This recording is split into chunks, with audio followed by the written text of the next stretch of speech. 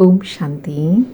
आज 16 मई 2026 के प्यारे बाप दादा के अनमोल मधुर महावाक्य हैं। आज की मुरली के सार में रूहानी माशूक शिव बाबा ने अंत समय की स्मृति दिलाते कहा कि सदैव याद रखो, बहुत गई थोड़ी रही, अब घर चलना है। तो इस पुराने छीछी शरीर पुरानी दुनिया को भूलना है। और बाबा कहे क्या याद रखना है कि मिरुआ मौत मल्लू का शिकार होना है।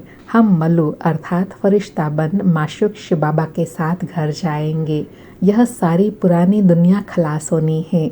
बाबा कहे यह ज्ञान सारा दिन तुम्हारी बुद्धि में टपकना चाहिए, तो अपार खुशी में रहेंगे।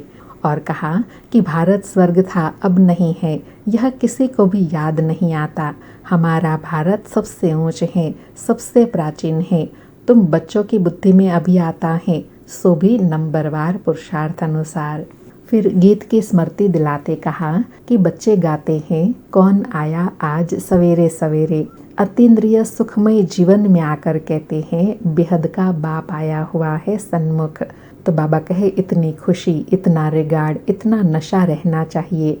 कौन सा कि बेहद का बाप हमारे सन्मुख आया हुआ है।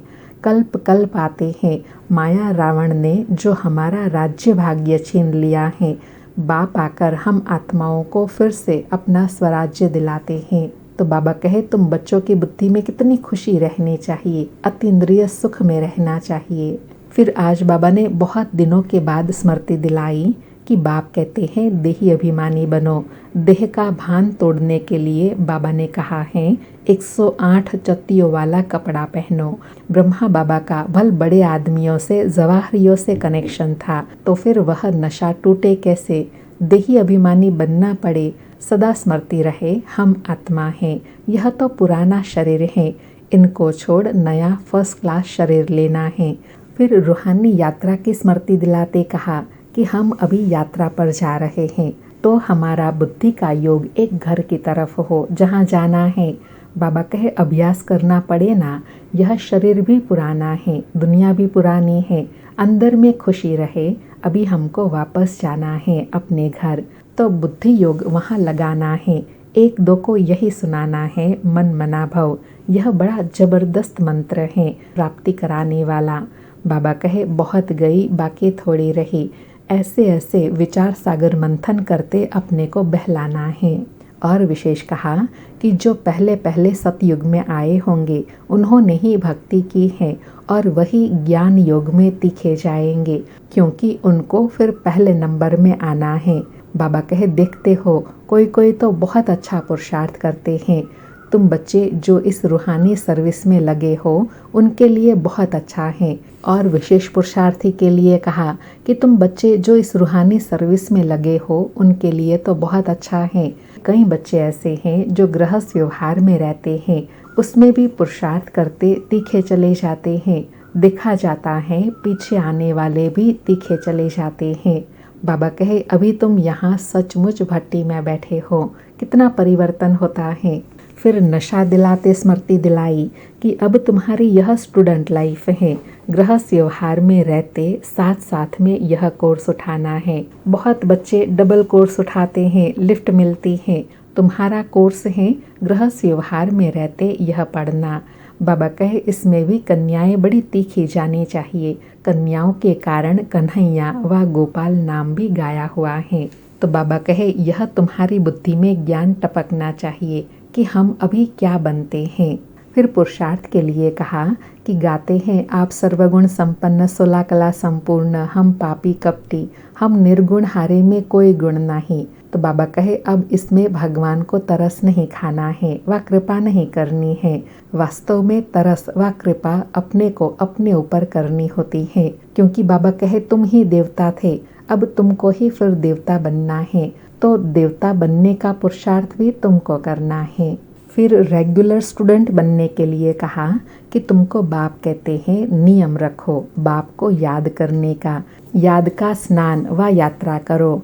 बाप ज्ञान स्नान भी कराते हैं, योग की यात्रा सिखलाते हैं। इसमें योग का भी बाप ज्ञान देते हैं, सृष्टि चक्र का भी ज्ञान देते हैं। बाबा समझाते हैं आत्मा में जो खाद पड़ी है वह याद से ही निकलेंगी।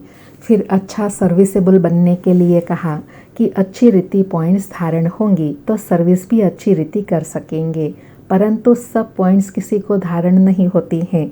भाषण करके आएंगे फिर ख्याल आएगा कि अर्जुन यह पॉइंट्स भी समझाते थे तो अच्छा था। जिनको देह अभिमान नहीं होगा वह जट बताएंगे, बाबा यह पॉइंट्स बतानी रह गई। बाबा कहे भाषण कर फिर विचार करेंगे, हमने यह पॉइंट्स ठीक समझाई, अर्जुन यह पॉइंट्स भूल गए। जो धारणा युक्त सर्विसेबल बच्चे होंगे उनका ऐसे ऐसे विचार सागर मंथन चलता रहेगा। और लास्ट में नशा दिलाते कहा कि तुमको अभी ज्ञान का तीसरा नेत्र मिलता है, अभी तुम त्रिनेत्री बनते हो।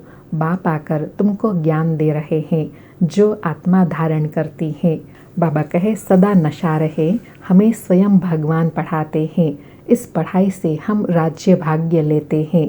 तो बाबा कहे पढ़ने वाले को मर्तबा सदा याद रहना चाहिए, हम पढ़ते हैं भविष्य के लिए।